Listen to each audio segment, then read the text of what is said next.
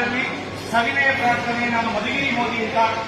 ಇವತ್ತೇನು ಧರ್ಮಸ್ಥಳ ಶ್ರೀಕ್ಷೇತ್ರದ ವಿರುದ್ಧ ದೊಡ್ಡ ಮಟ್ಟದ ಷಡ್ಯಂತ್ರ ಮತ್ತು ಅಪಪ್ರಚಾರ ನಡೀತಾ ಇದೆ, ಅದರ ವಿರುದ್ಧ ನಾವೆಲ್ಲರೂ ಧ್ವನಿ ಎತ್ತಬೇಕು. ಯಾಕೆಂದ್ರೆ ಕೋಟ್ಯಾಂತರ ಭಕ್ತಾದಿಗಳು ವೀರೇಂದ್ರ ಹೆಗಡೆ ಅವರನ್ನ ದೇವ ಮಾನವರು ಅಂತ ನಾವು ನಂಬಿದ್ದೇವೆ. ನಮ್ಮ ಧಾರ್ಮಿಕ ಭಾವನೆಗೆ ಧಕ್ಕೆ ತರಬೇಕು ಅಂತೇಳಿ ಕೆಲವೊಂದು ಈ ಜಿಹಾದಿ ಮತ್ತೆ ಮತಾಂಧ ಶಕ್ತಿಗಳು ಕ್ಷೇತ್ರದ ವಿರುದ್ಧ ಅಪಪ್ರಚಾರ ಮಾಡ್ತಾ ಇದ್ದಾರೆ. 100 ಕೋಟಿ ಅವರಿಗೆ ಫಂಡಿಂಗ್ ಬಂದಿರ್ತಕ್ಕಂಥದ್ದು ನಿದರ್ಶನ ಇದೆ. ದಯವಿಟ್ಟು ಎಲ್ಲರಲ್ಲೂ ವಿನಂತಿ ಮಾಡ್ತೇನೆ, ಈ ಗಿರೀಶ್ ಮಟ್ಟಣ್ಣ ಆಗಿರ್ಬೋದು, ತಿಮರೋಡಿ ಆಗಿರ್ಬೋದು, ಮತ್ತೆ ಏನೋ ಯಾವ ಒಂದು 4-5 ಯೂಟ್ಯೂಬ್ ಚಾನಲ್ ಇದೆ, ಅವರ ವಿರುದ್ಧ ಎನ್ಐಎ ತನಿಖೆ ಹಾಕಬೇಕು ಅಂತೇಳಿ ದಯವಿಟ್ಟು ನಿಮ್ಮ ಟ್ವಿಟ್ಟರ್ನಲ್ಲಿ ದಯವಿಟ್ಟು ಬರೀರಿ. ಪ್ರಧಾನಮಂತ್ರಿಯವರನ್ನ ರಿಕ್ವೆಸ್ಟ್ ಮಾಡಿಕೊಳ್ಳಿ. ಒಂದು ಪವಿತ್ರ ಪುಣ್ಯಕ್ಷೇತ್ರದ ವಿರುದ್ಧ ದೊಡ್ಡ ಮಟ್ಟದ ಷಡ್ಯಂತ್ರ ನಡೀತಾ ಇದೆ. ಹಾಗಾಗಿ ಎನ್ಐಎ ತನಿಖೆ ಆಗಲೇಬೇಕು.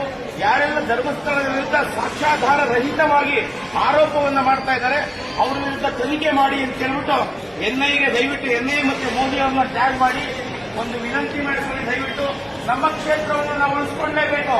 ನಾಳೆ ಈ ಕ್ಷೇತ್ರ ಅನ್ಯ ಧರ್ಮದ ಪಾಲಾಗುತ್ತೆ. ಮುಜರಾಯಿ ಇಲಾಖೆ ಏನಾದ್ರು ಸಣ್ಣ ಆರೋಪ ಸಾಬೀತು ಮಾಡಿ ದುರುದ್ದೇಶಪೂರ್ವಕ ಸಾಬೀತು ಮಾಡ್ತಾರೆ. ಆರೋಪವನ್ನ ವ್ಯವಸ್ಥಿತವಾಗಿ ಆರೋಪ ಸಾಬೀತು ಮಾಡ್ತಾರೆ.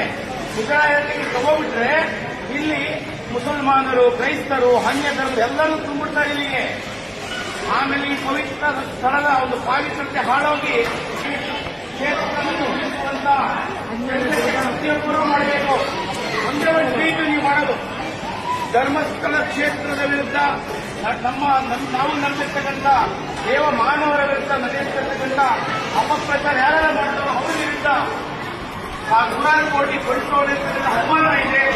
ತನಿಖೆ ಮಾಡಿ ಮುಂದೆ ಒಂದು ಟ್ವೀಟ್ ಮಾಡಿದ್ದೇವೆ. ಧರ್ಮಸ್ಥಳದ ಮಂಜುನಾಥ ಸ್ವಾಮಿ ಆಯುರ್ವೇದ ಐಶ್ವರ್ಯ ಆರೋಗ್ಯ ಎಲ್ಲವನ್ನೂ ಕೊಟ್ಟು ಕಾಪಾಡಿ.